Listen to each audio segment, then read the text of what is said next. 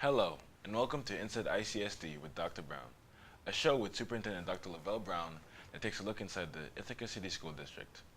I'm Brian Okumu, a senior at Ithaca High School, and our show is produced by my fellow English and digital media classmates at Ithaca High School.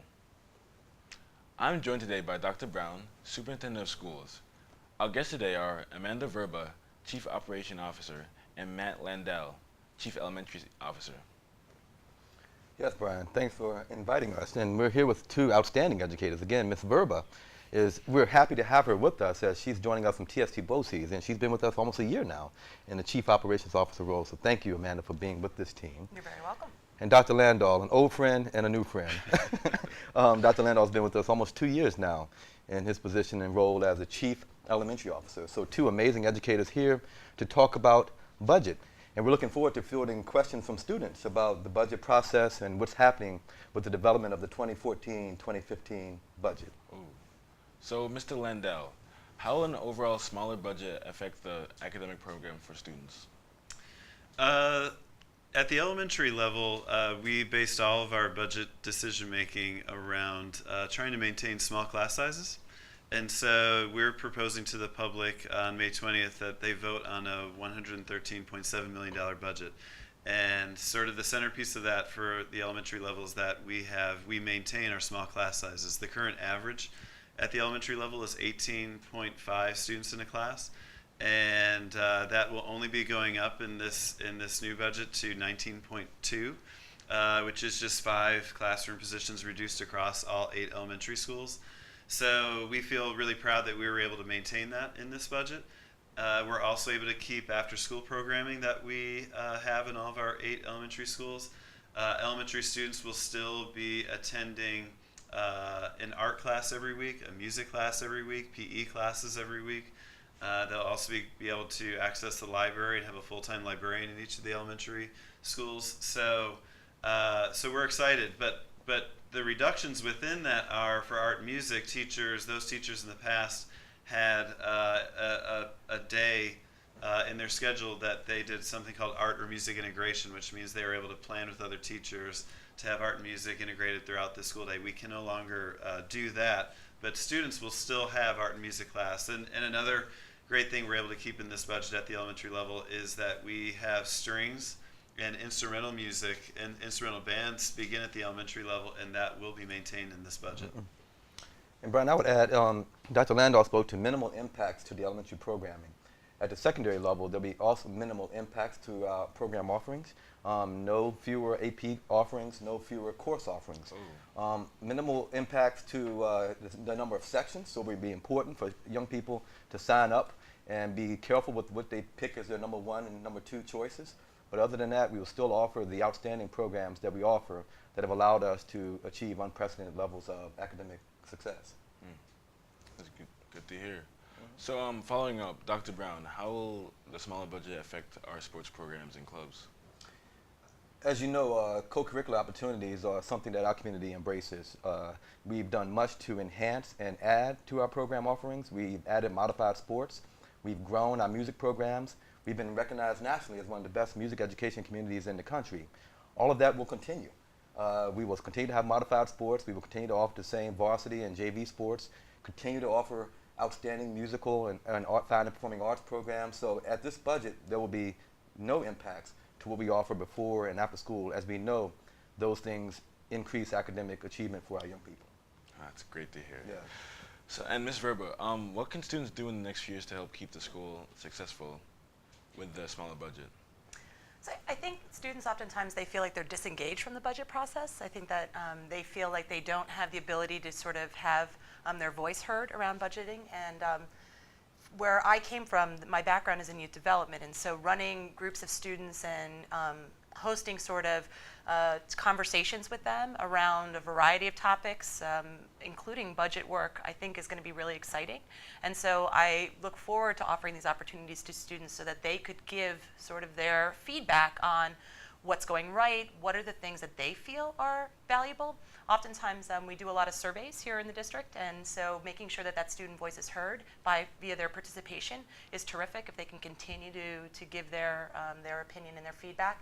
And also too, I mean, the meetings are open. It would be great to be able to have student representatives and student voice at many of our Finance and Facilities Committee meetings, for them to be representing, you know, the student group. And it could be anything from middle school to high school level, even elementary kids. We'd be willing to accept all voices.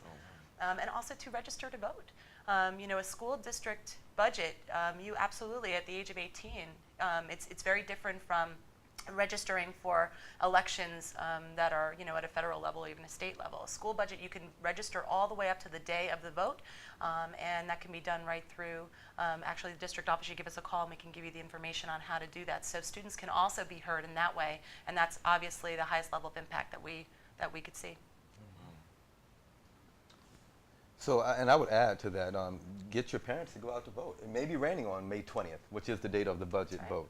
And students influence parents in many ways. So influencing your parents to go out and your caregivers to go out and cast a vote if you value the wonderful opportunities that are provided to you every day. We want that to continue. So I would encourage parents and families to go out and to vote. It's nice to know that I can do something about the budget. Absolutely. And I am planning to be with Mr. Powers and the high school administration. We're going to set up shop in the cafeteria, I believe next week, and we'll publicize that date. And we'll be there to answer any questions about the budget process, program offerings, and anything young people at the high school wish to know or learn, or if they wish to share feedback. We'll be there to hear that as well. Oh, that's crazy. Anything else you two would add about the budget process and or the budget vote?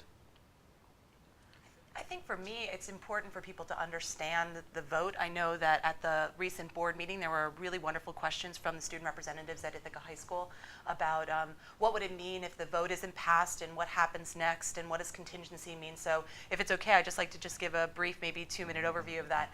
Right now, as Dr. Landahl said, we're going with a $113.7 million budget.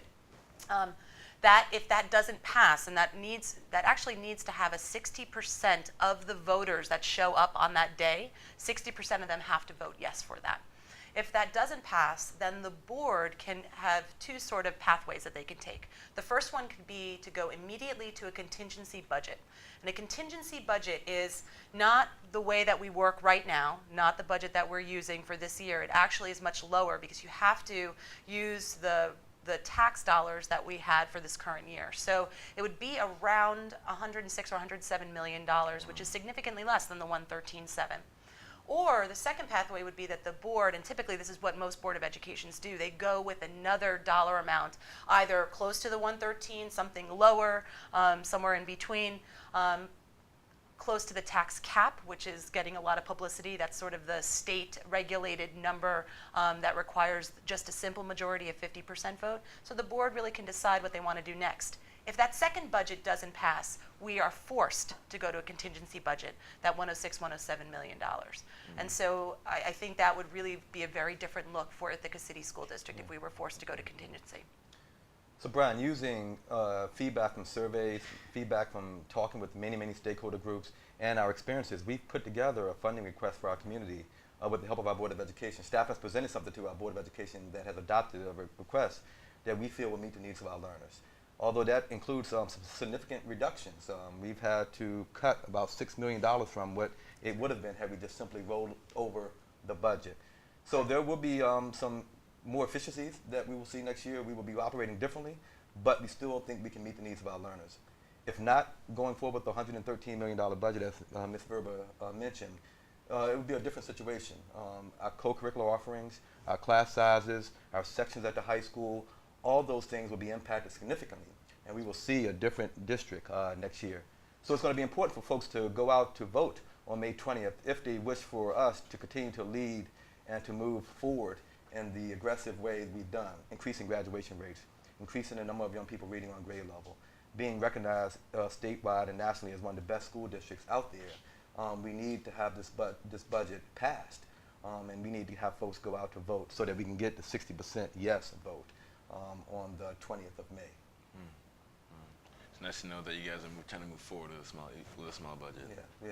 That's what we've been challenged to do. We've been asked to be more and more efficient with fewer and fewer dollars, but raise achievement to unprecedented levels of success. And we've done that, and we hope to continue to do so. Anything else? Anyone listed to add? So there is a fact sheet that is online.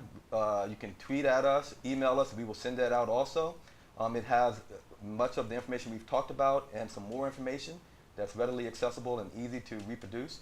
We ask folks to follow the budget process, look on our website, follow the Board of Education meetings, and just stay in touch with us as we continue to have this conversation about how we will manage resources to meet the needs of our learners.